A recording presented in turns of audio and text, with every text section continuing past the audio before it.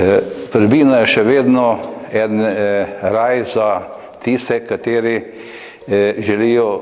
imajo zelo radi naravo, predvsem ptice. Jaz lahko rečem, da tudi zdaj, ko je pač posebna situacija, je še vedno vrbina zelo lepa.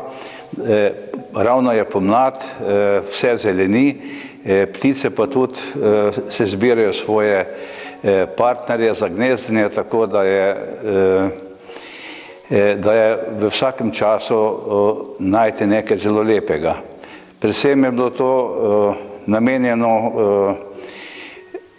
za dan, ko se ptički ženijo, razstava, in so razstavljene fotografije razne vrste ptic, od vodnih, ki gnezdijo ob vodi, na drevesih seveda ujede in druge tudi. Tako da je razstava precej razširjena na vse vrste.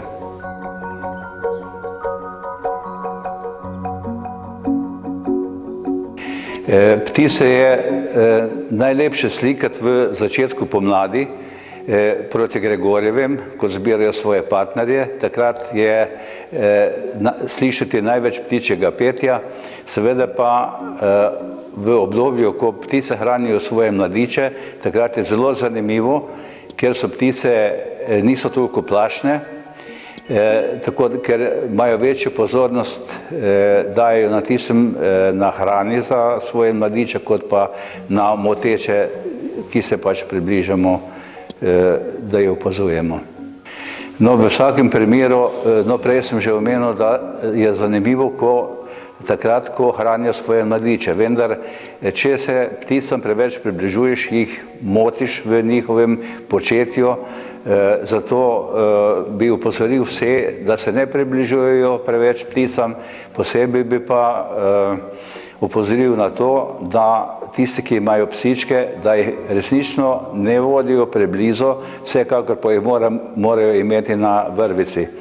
Ob potokih, ob rekah gnezdijo race mlakarice, dostikrat se lahko najde gnezdo, kar je zelo moteče za ptico.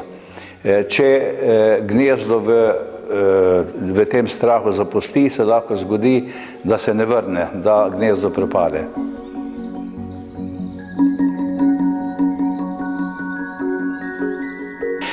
Tehnika fotografiranja ptic je precej zahtevna zato, ker mora biti ustrezna oprema.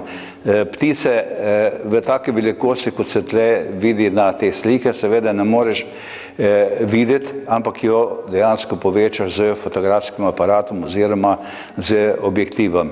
Jaz se slikam z objektivom 100 do 400, se pravi, da lahko precej približam ptice, ni pa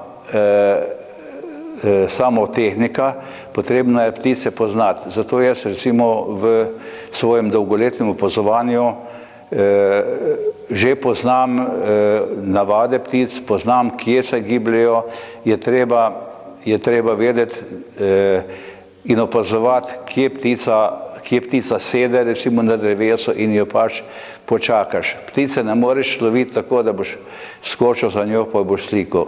To je moment tisti, ko moraš takrat pač biti tam, ko je ptica v določenem položaju. No, posebej je zanimivo spremljanje ptičjega petja, se pravi, moraš biti zelo, zelo potrpežljiv, da res pride ptica na tisto mesto nekje, kjer boš lahko naredil uspešno fotografijo. Rekel bi tako, vrbina se je z umestitvijo hidroelektrarne Brežice močno spremenila, moram pa reči, da v nekaterih habitatih se življenje precej vrača. Danes sem recimo sfotografiral kobilarja, ki ga je zelo težko najti, seveda sem fotografiral tudi dvoživke, močvirske sklednice in žabe in tako naprej, vendar ptic je še vedno precej, sive čaplje, mislim, da ne bom naštel, se da še kar dosti videti. Zanimivo je, da so se vrnile breguljke v tiste gnezdilne stene pri Krškem, in izgleda, da bojo spet letos gnezdile v velikem številu, kot so lani. Oziroma, recimo predlani, jaz sem jih malo bolj natančno štel, jih je bilo preko 300 lukenj, preko 300 gnezdilnih lukenj v steni in bo verjetno zelo živahno tudi letos.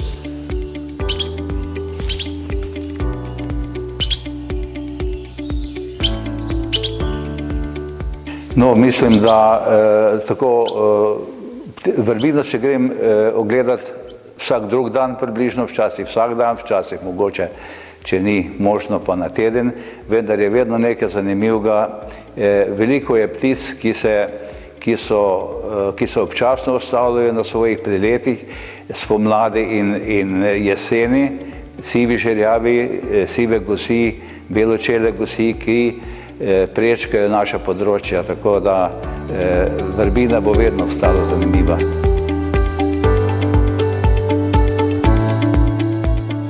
Ja, izjemno smo veseli, da smo nekako uspeli letos v naš program uvrstiti tudi to razstavo.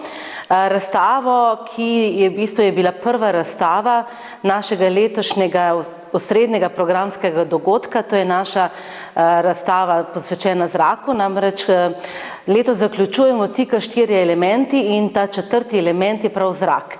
In tukaj smo že kar nekaj časa vedeli, da bomo povabili našega prijatelja muzeja, Branka Brečka, ki res že desetletja pač ta svoj talent, pri kateremu pomaga tudi tehnika, se pravi fotografski aparat, usmerja tudi vrvino, usmerja ptice, seveda še polno drugih motivov se najde pri njemu in smo ga nekako prosili, da bi letos začeli prav s to njegovo razstavo. Sam pa je potem seveda nas spodbudil tudi k organizaciji ob tem koncerta v sodelovanju z Društvom proučevanja ptic. Zgodilo se je ta pač korona čas, ne, in mi smo razstavo postavili, žal pa nismo mogli imeti ne koncerta, ne tega slovesnega odprtja in smo zdaj izjemno veseli, ker vas lahko ponovno povabimo k ogledu v živo te razstave in seveda k temu, da bomo nekako upamo, takrat, ko bo mogoče, tudi ta koncert organizirali. V tem času pa seveda, ker je možen individualni ogled, ker lahko pridete z družinami, vas prijazno vabimo, da pridete tudi na ogled te odlične razstave. Tukaj gre za 32 fotografij. Izbor sva naredila z Brankom, čeprav moram reči, da tukaj je bilo predvsem moje navdušenje nad tem, koliko odličnih fotografij je izbral iz tistega velikega fonda. Pomembno izhodišče pa je bilo tudi, da pokažemo ptice, ki so upodobljene v Viteški dvorani, se pravi, ki jih je tam nekje na začetku 18. stoletja v svoji okolici videl avtor Viteške dvorane Frančišek Kaler Remb, in da se vidi, kako recimo te ptice še vedno živijo, ne. Narava nas preživi, narava se spreminja, a hkrati tudi ne toliko, kot si mislimo.